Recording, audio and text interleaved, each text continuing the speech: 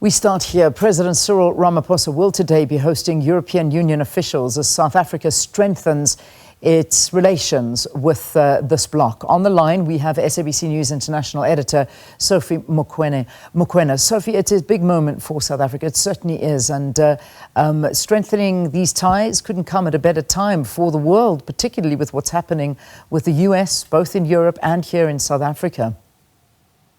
Yes, I think this meeting comes at a very important time because South Africa will have to strengthen its relations, both political and trade, with other countries, and to have such a powerful group visiting the country at the highest level, the two leaders of the EU coming to South Africa, is a sign that this is a very important engagement because they'll be able to engage on the current global issues, but also strengthening the ties on trade relations. As you know that at some point in time, after 2007, when South Africa had this partnership with this group, the trade between South Africa and the EU member countries grew. But I think at some point in time, there was no much focus in ensuring that you continue to grow the trade because people believe and economists believe that there can be more to this trade relation. And now at this time where there are so many challenges in geopolitics, it will be important also to talk about those issues. Yeah, it certainly is. I mean, but let's talk about, I mean, there's just so much that is happening around the world, and there seems to be this seismic shift, especially when it's come to tariff wars. We're still waiting to hear, obviously, our future when it comes to AGOA, but Europe have been hearing their fate with these massive tariff increases on the continent. So talk to us about that, perhaps, as a discussion point.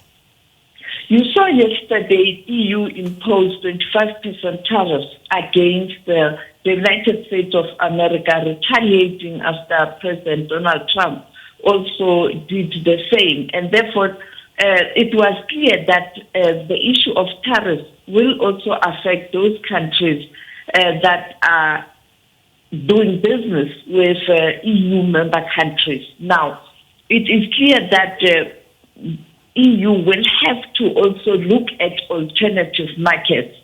When you look at what President Trump has done to the EU, I mean, he went further to say that the EU was set up actually to come and abuse the United States of America. You can see that hostile posture. Even though at bilateral level he does engage with some of the leaders, but clearly the decision yesterday where the president of the commission decided to announce those tariffs, it speaks to the trade relation challenges between the EU member countries and the United States of America. So clearly EU will look at a continent like Africa with a population of 2 billion people to invest, and South Africa being a gateway. And therefore, this is another moment when we see a shift in trade relations globally. But also the war in Ukraine. They would want to engage the president on the war in Ukraine. As you know, that the president led the African Union Peace Mission, and he will be hosting President Zelensky next month. All right, we leave it there. Sophie, thank you. Thanks for talking to us. So this is interesting times for the world, and yeah, interesting to see what will come out of this particular gathering. Thanks, Sophie Mokoena, our international news editor.